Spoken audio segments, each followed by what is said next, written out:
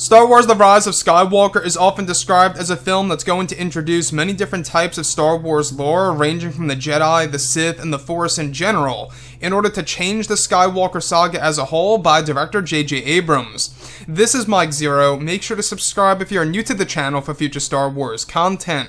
Now, what's really exciting about Episode 9 is that we do know that this film, at the end of the day, is of course going to be a revelation film answering many of the burning questions from The Force Awakens, while also creating brand new questions at the very beginning of Episode 9 that will be answered at the very end of this movie by, of course, JJ, George, and Chris Terrio. Now, apart from all of this, these past couple of weeks or so, we've been learning a whole lot more about this film, and when it all comes down to one of the concept art descriptions, this is where things begin to get very exciting for Episode 9 when it comes to the second act of this film. Now, specifically, shot descriptions consisting of a sequence where it's explained that Kylo Ren and his Knights of Ren are searching for the abandoned base of the First Order that once belonged to Supreme Leader Snoke, where it's described to be based somewhere in the Outer Rim, just near the border of the unknown regions. It's described that one of the scenes is said to involve a moment in which Kylo Ren and the Knights of Ren make their way into Snoke's original throne room, where they are said to discover many ancient relics and artifacts that once belonged to Snoke decades ago,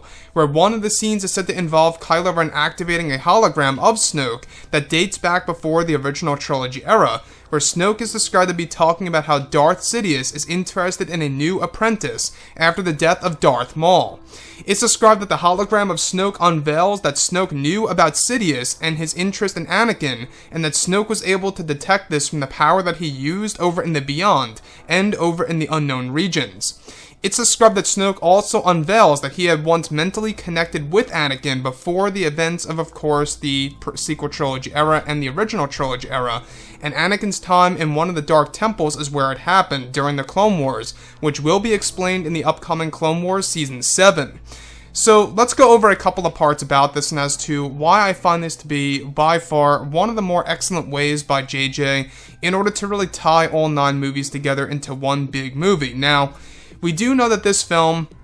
is of course going to be used as the culmination of the Skywalker saga. It's going to basically be a movie that's going to borrow elements from the past 8 Star Wars films that come before this one. Now, this is actually said to be a moment in which Kylo Ren and the Knights discover the original throne room of Snoke that's based within the abandoned First Order headquarters. So, within the headquarters of the First Order, it's described that they come across Snoke's throne room, where they actually find many of his artifacts and relics, one of which is said to be a holo projector that projects a hologram of Supreme Leader Snoke, revealing some vital secrets about Anakin Skywalker, that not only did Snoke know about Darth Sidious and his interest in Anakin the entire time, but also on top of that, Snoke at one point in time had mentally connected with Anakin Skywalker when Anakin traveled to one of the Dark Temples located over in the Outer Rim, just on, of course, the edge of the unknown regions. Now, this is said to all be explained in the upcoming The Clone Wars Season 7,